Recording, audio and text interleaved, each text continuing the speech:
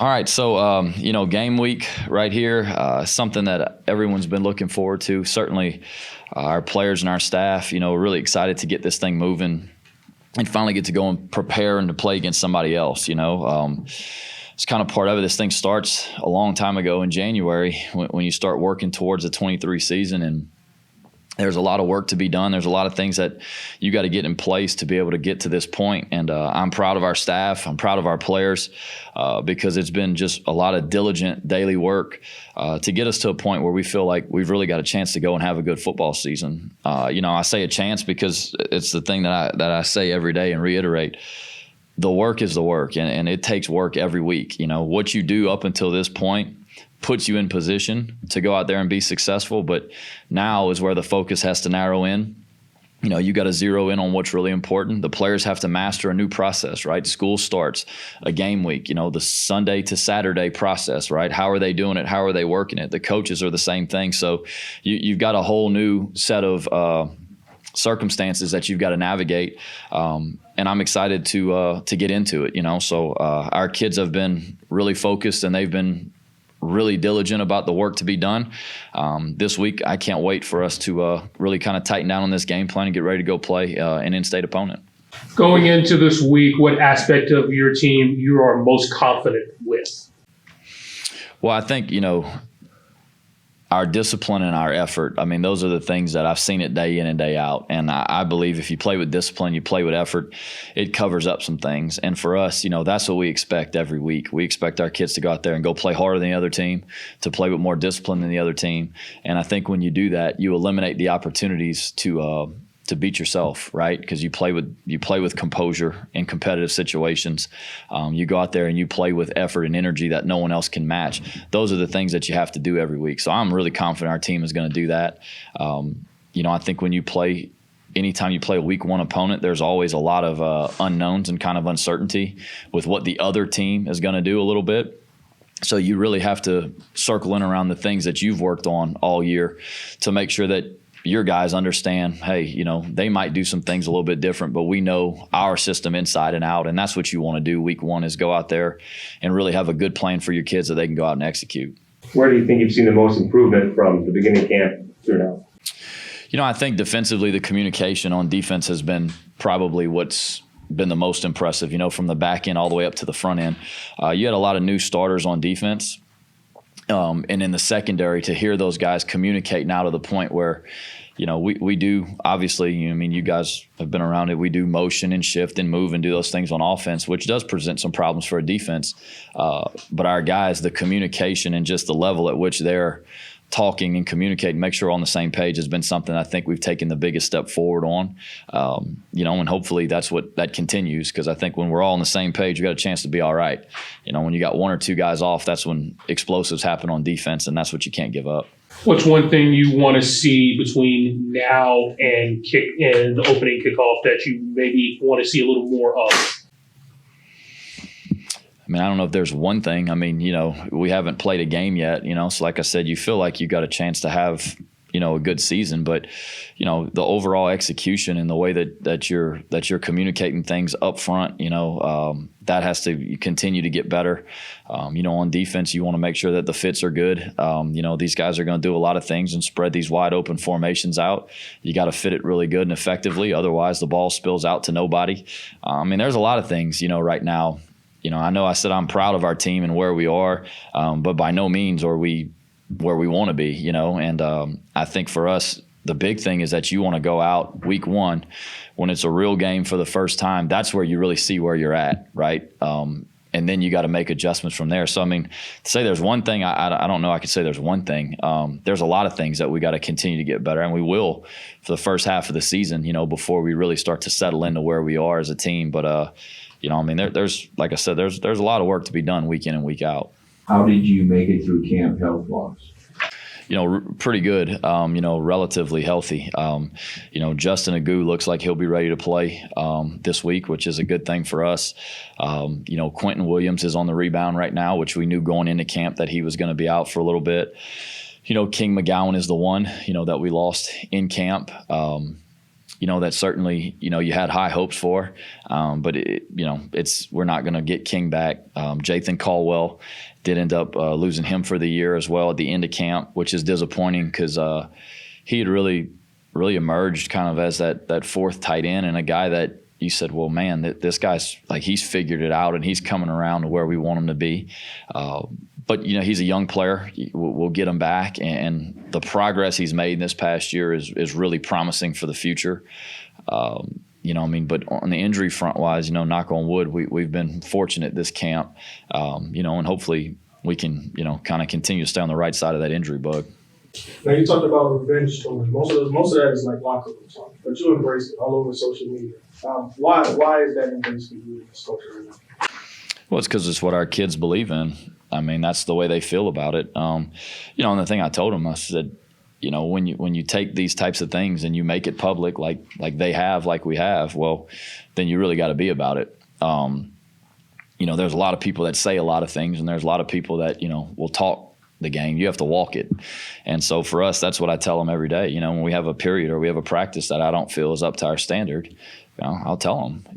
We're these things that we're talking about. It's nothing more than talk, unless if we're willing to work towards it. So, look, our kids are extremely motivated, and they took that thing and kind of ran with it. And like I told them, I said, well, if that's the way we feel, then we got to work to a certain level, and we got to be prepared to go out there and have everything that comes along with it. But, at the end of the day, it really comes down to executing and focusing on what's in front of you. And, we have a game this week, and that's the most important game of the year for us right now. If you're worried about all that other stuff, then, you won't play very well when it's time to. Now you talked about the kids having a revenge tour. Do you feel like it's a revenge tour for you? Because last season didn't go as well as it played out to you, so do you feel like this is a revenge tour for yourself? I don't ever forget anything. So I'll just leave it at that, I remember the reactions in a lot of those games, when they didn't go our way. I remember the way people reacted. I remember what people said. So I don't forget anything. And we are a chip on our shoulder operation over here. And I don't care what we got to do. If we got to fabricate it, if it's really there, whatever it takes. But I know it has certainly motivated me and this staff, as well as these players, to go out there and go put a product out there on the field that we want to see. Where are you, or is it totally complete as far as all your special teams decisions, starters, and such going into the? Yeah, for the most part, right? I think with some of the returners being new, you might go with a couple of them. I think you could expect to see, Zylan and Jake, on the return game. Those two guys have really been very consistent for us back there. And there's some certain situations where you might play some other guys because they've got, with some alternate kick type stuff. But at punter, Thomas Leo has been, solid, as the day is long. He's performed really well. Kenny and Allen have battled really all camp. But Kenny's just, he's just really been consistent the whole time. Allen has as well, so you feel like you got two guys that have really kind of elevated that competition. We feel good about where we are right now. In the return game, you got to continue to get guys in position. As far as blockers go, that's you got to cover some guys up, and you got to do a good job there. So this week is going to be big for us to make sure, probably more than the returners, that we've got all those pieces in the right spot, and we're giving them the work they need to go out there and be successful doing their job. Not to necessarily single anybody out, but whether it be a really young guy or a guy that's kind of waited in the wings and is finally getting a shot. Who are you most excited to see run out there Saturday night and kind of get that first significant amount of playing time for themselves? Man, it would be hard not to say Tyler Guidry, a guy who's been here for 6 years, and he's the example of working while you wait. His career hadn't been perfect, right? He sat behind some really good players, and he's had some things that haven't gone his way, and he played on special teams, and he did things to matter to his team and to help us win. But for him to play a bigger role, more significant role, I don't know how you can help but really be excited for him. Rob Williams, I've talked about him quite a bit. He's a guy that for a long time since he's gotten here, you just said, man, like once this guy figures it out, it's going to be really good. And, to this point, he's really figured it out and played really well. So that's just two kind of right off the bat that jump out, But Antoine Bayless is a new name, new face that people here don't know. Can't wait for them to get to see what he's all about. There's a bunch of those guys that are going to be getting their first I don't want to say significant, but some like elevated roles, whether it be from backup to starter or from special teams to playing a lot of offense or defense in a reserve role. There's a lot of those guys. So it's that's what the fun part of it is every year. There are no long-term contracts here, I guess, anymore now that COVID's over. You're going to lose guys every year, and that's part of it. And I think that's the fun. You go recruit these young guys, you bring them in, you try to kind of teach them what you're looking for. You're trying to kind of indoctrinate them into what is important here. Like, what do they need to do to be successful? And you see them make those changes. Talked about it at different times, at different paces. But once it starts to click and then it's their turn, that's the fun part. Like, you get to throw them out there. And I say it all the time. They gave me a chance, whenever our starting quarterback left, of course it was a quarterback competition, all that stuff. But, you're a first time starter at some point in your life. That's the way that it works. So it's just fun for these guys. But, those are two that right away you just got to say, man, I'm excited for them to get this chance. In terms of game planning, I know it's just Monday, but is there anything that you have seen from Northwestern State or any plays that stick out of your mind on the opposing team? Well, I think Northwestern State,